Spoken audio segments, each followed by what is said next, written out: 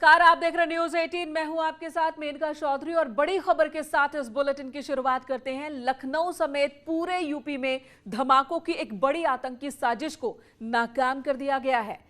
UP ATS ने al Qaeda के 2 संदिग्ध आतंकवादियों को गिरफ्तार किया। इनके घर से कुकर बम और बड़ी मात्रा में विस्फोटक बरामद किए गए। ये आतंकी सीरियल ब्लास्ट को अंजाम देने की फिराक में थे। जैसा कि बताया एडीजी लॉ एंड ऑर्डर ने कि सीरियल ब्लास्ट की तैयारी थी और तभी इन दोनों की गिरफ्तारी हो गई है। भारी मात्रा में विस्फोटक इनके पास से बरामद किए गए हैं और अब इनके पूरे नेटवर्क को खंगाला जा रहा है। परिवार को भी हिरासत में लिया गया है, इनमें से एक संदिग्ध आतंकी के परिवार को। और संदिग्ध आतंकियों की गिरफ्तारी से जुड़ी जो 10 बड़ी बातें हैं ये भी आपको बता दूं। दरअसल लखनऊ समेत पूरे यूपी को दहलाने की इनकी साजिश थी। सीरियल ब्लास्ट करना चाहते थे ये आतंकी। मानव बम, एक बड़ी बात जो कही गई है कि मानव बम के जरिए हमले की प्लानिंग थी। एटीएस ने 2 संदिग्ध आतंकवादियों को गिरफ्तार किया। मिनहाज अहमद और मसीरुद्दीन, इन दोनों की गिरफ्तारी हुई है। इनके पास से कुकर बम और विस्फोटक बरामद किए गए। 15 अगस्त से पहले हमले की साजिश थी। हालांकि 15 अगस्त मुख्य तारीख हो सकती है, लेकिन उससे पहले भी हमले की साजिश की आशंका जताई जा रही है यूपी एटीएस की ओर से, यूपी पुलिस की ओर से। उमर अल मंदी था आतंकियों का हैंडलर। अभी तक की जानकारी के मुताबिक पाकिस्तान और अफगानिस्तान बॉर्डर से मिल रहे थे इन्हें निर्देश। कुछ और आतंकियों की तलाश अब भी की जा रही है, क्योंकि बताया जा रहा है कि ये 2 गिरफ्तारी तो हुई, लेकिन 4 लोग भागने में कामयाब भी रहे हैं। उनकी तलाश में इस वक्त एटीएस और सुरक्षा एजेंसियां लगी हुई हैं। उत्तर प्रदेश ने एक बहुत ही बड़े मॉड्यूल का पर्दाफाश किया। एटीएस के पूरी टीम को, जिसका नेतृत्व आईजी एटीएस कर रहे हैं, वो बधाई के पात्र हैं। और एटीएस की हमारी टीम ने अल-कायदा समर्थित अंसार गजवातुल हिंद से जुड़े 2 आतंकियों को गिरफ्तार किया है। उनके पास से असलहे तथा विस्फोटक सामग्री बरामद हुई है। अन्य टीमों के द्वारा इन आतंकवादियों के अन्य सहयोगियों के तलाश के लिए विभिन्न स्थानों पर दबिश दी जा रही है।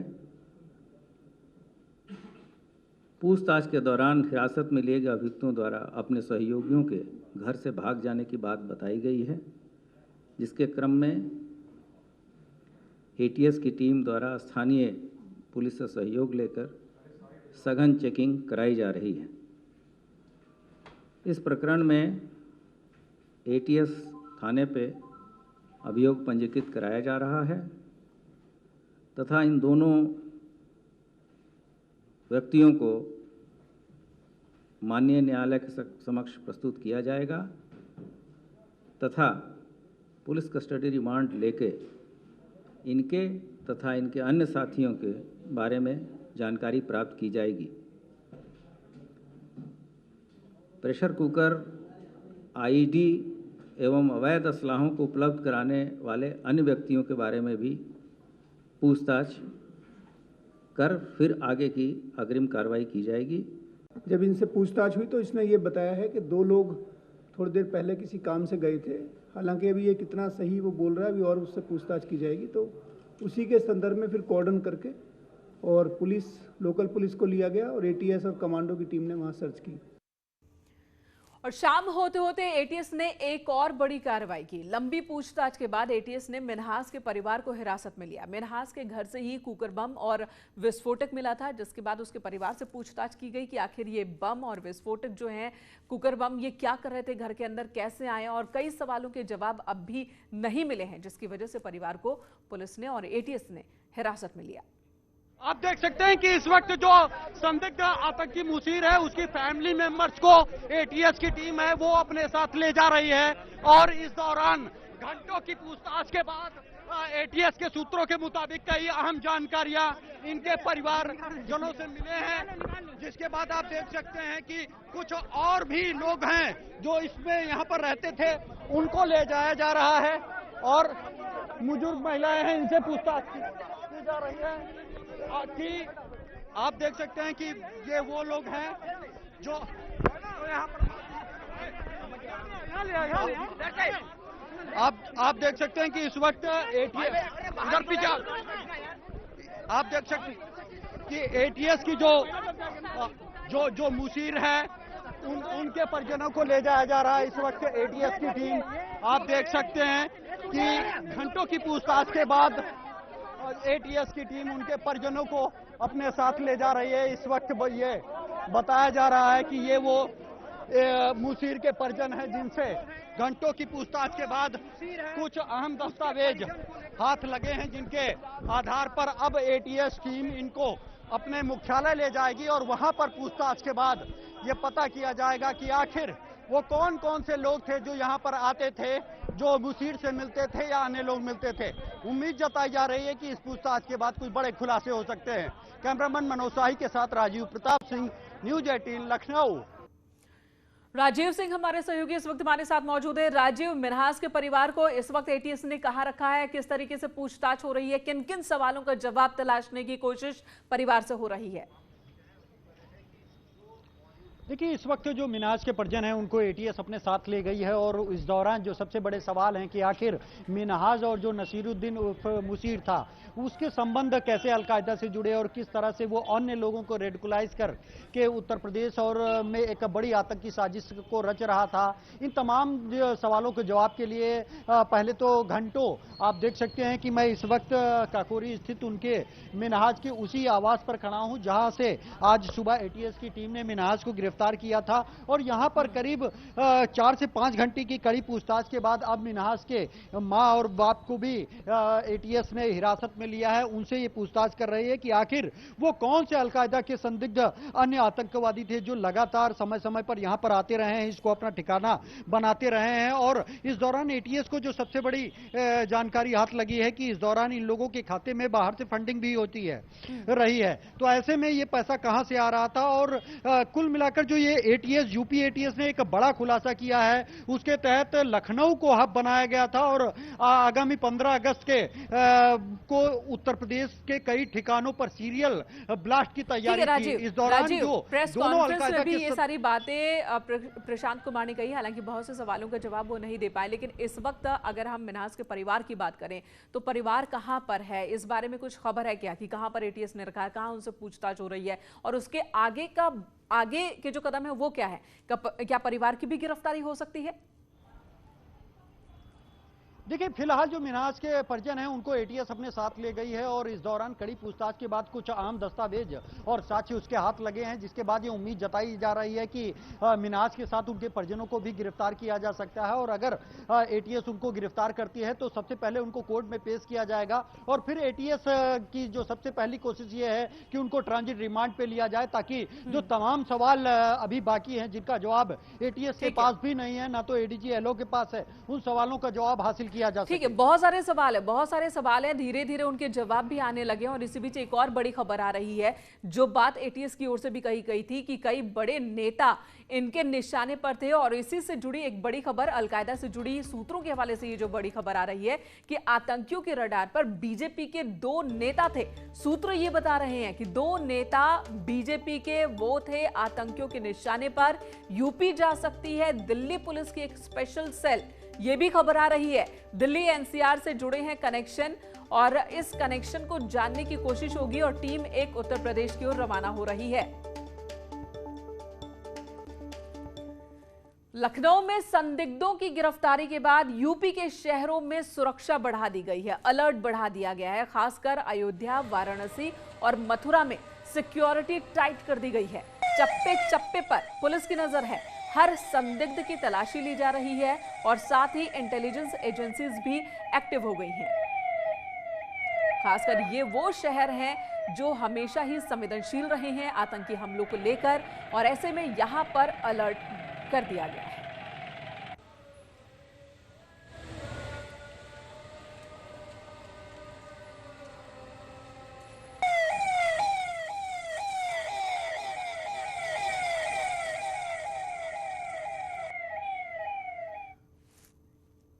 खासकर अगर हम बात अयोध्या की करें तो अयोध्या आतंकियों के निशाने पर था। अभी यहां पर सुरक्षा टाइट कर दी गई है। हर आने जाने वाले शख्स पर नजर रखी जा रही है।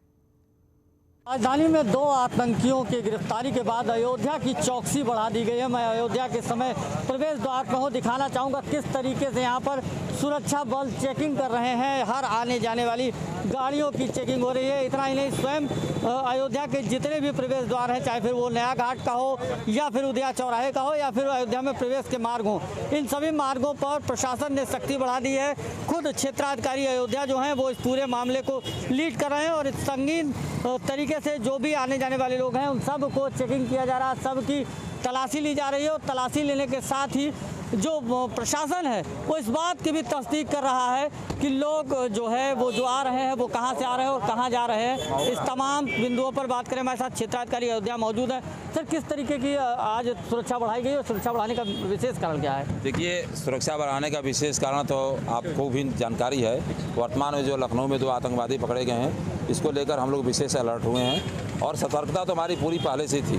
हम लोग red zone, blue zone, yellow zone, green zone के सारे बैरिकेडिंग पर चेकिंग चलती है।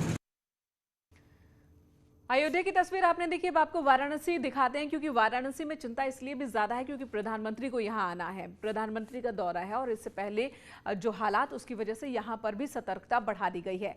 पीएम मोदी के वाराणसी दौरे पर आने वाले हैं, जिसे लेकर मुख्य सचिव और डीजीपी ने रुद्राक्ष कन्वेंशन सेंटर का जायजा लिया। यूपी के मुख्य सचिव आर.के. तिवारी ने बताया कि इस मौके पर पीएम मोदी बीएचयू और रुद्राक्ष में आयोजित कार्यक्रमों में शिरकत करेंगे, जिसे लेकर सभी तैयारियां पूरी कर ली गई है।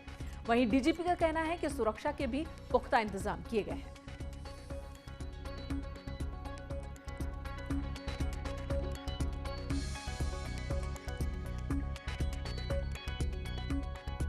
के लिए पुख्ता इंतजाम किए जा रहे हैं और जैसे ही प्रोग्राम फाइनल हो जाता है, जो जहाँ जहाँ भी प्रोग्राम होगा वहाँ प्रत्येक जगह पे अच्छी व्यवस्था की जाएगी।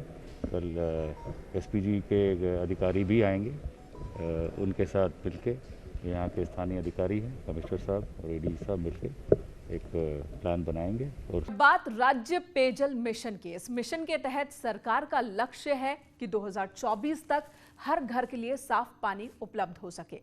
इस योजना के जरिए बुंदेलखंड विंध्य क्षेत्र में साफ पानी पीने के लिए उपलब्ध करवाया जा चुका है। वहीं दूसरे इलाकों में भी इस पर काम तेजी से चल रहा है। प्रमुख सचिव नमामि गंगे एवं राज्य पेयजल मिशन और स्वच्छता अभियान का जिम्मा संभाल रहे अनुराग श्रीवास्तव ने न्यूज़ 18 से खास बातचीत की। राज्य पेयजल मिशन के जरिए उत्तर प्रदेश सरकार का ये प्रयास है कि साल 2024 तक हर ग्रामीण जिले में, हर ग्रामीण क्षेत्र में, हर घर तक पीने का साफ पानी पहुंचे। हमारे साथ बात करने के लिए मौजूद है प्रमुख सचिव विभाग के नमामि गंगे और स्वच्छता, साथ ही राज्य पेयजल मिशन की जिम्मेदारी संभाल रहे अनुराग श्रीवास्तव जी। सर, अभी तक जो चल रहा है मिशन आप लोगों का, चूँकि गर्मी का समय है, ये इस वक्त वैसे भी वाटर लेवल बहुत नीचे चला जाता है, अभी आप लोगों की तरफ से कहाँ तक काम पहुँचा है सर? देखिए, जो बहुत ही महत्वाकांक्षी योजना है माननीय प्रधानमंत्री जी ने शुरू की थी, जल जीवन मिशन की।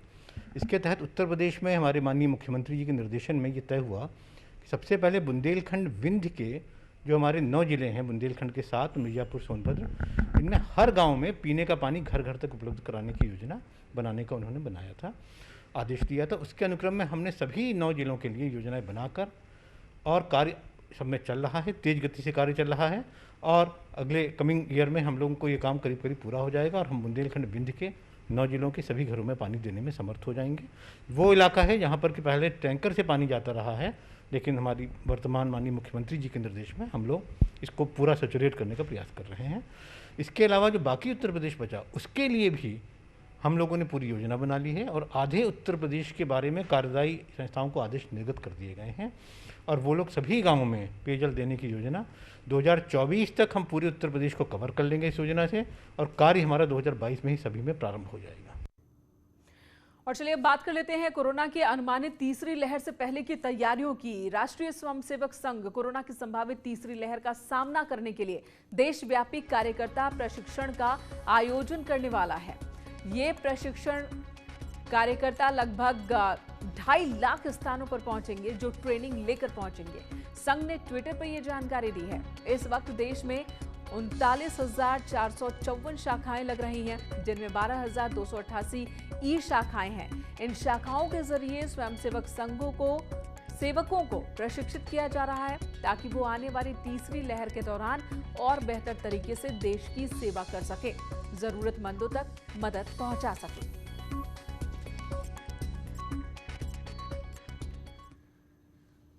यहां रुकेंगे एक ब्रेक के लिए। ब्रेक के बाद खबरें होंगी उत्तराखंड से।